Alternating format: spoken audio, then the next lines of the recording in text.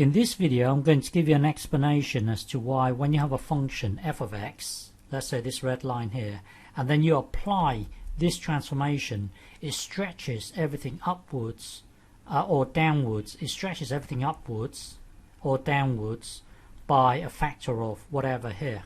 So I'm going to give you that explanation. So let's fill in this table here. So when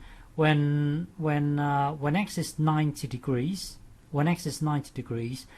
you would put the 90 into here.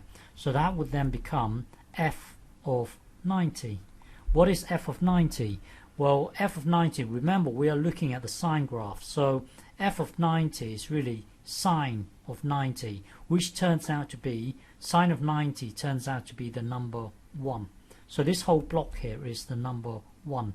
And remember, when you're looking at sine of 90, you have the option of, so when you're trying to figure this out, you have the option of using the graph, or you can picture in your mind the unit circle. Sine is always the height, and we've already done a video on this. So just remember, sine is the height. So sine the angle is the height. So you've got to picture the particle moving around like this. When the particle is 90 degrees, the height, which is sine 90, would be at a height of 1, which is the height here, 1.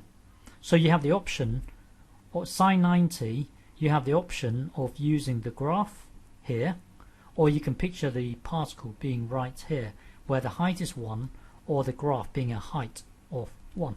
Anyway, sine of 90 is 1.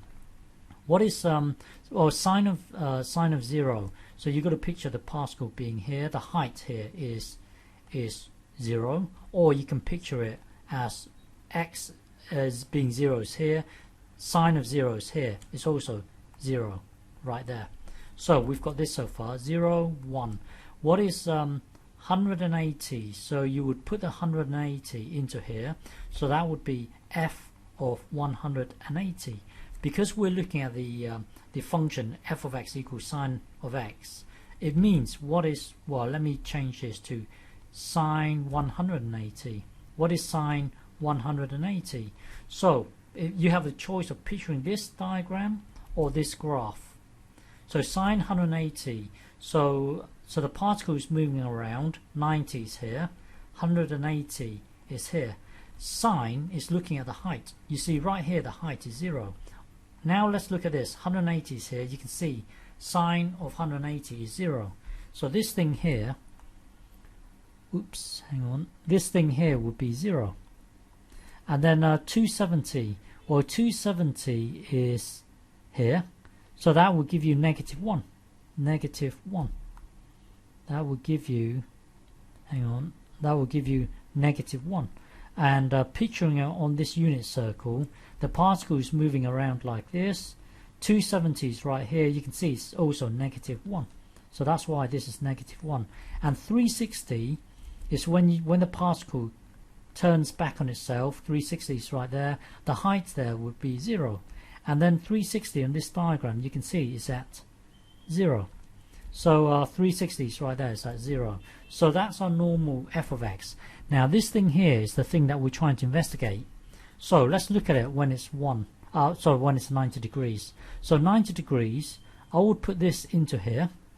So you would have 3 f of 90. Well, we just figured out f of 90 was 1. So 3 times 1 would be 3. So hang on, 3 here.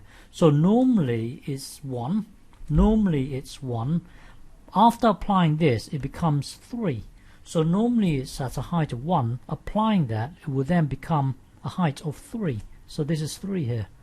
And then if you look at, let's look at this one here. Normally it's 0, but then when you times 3, it becomes 0, because 3 times 0 would be 0. So this thing here would be 0. So it stays put at 180. Let's look at this thing here. 270. Well, you would put this 270 into the x here. So it would become 3f of 270. Well, f of 270, we worked it out earlier, is negative 1. It was negative 1. But then when you times this 3, it becomes negative 3. So it jumps to negative 3. so it jumps to -3. So this thing here is -3. So you can see that normally it's -1, which is right here. When you apply this 3 transformation thing, it jumps to here to become -3.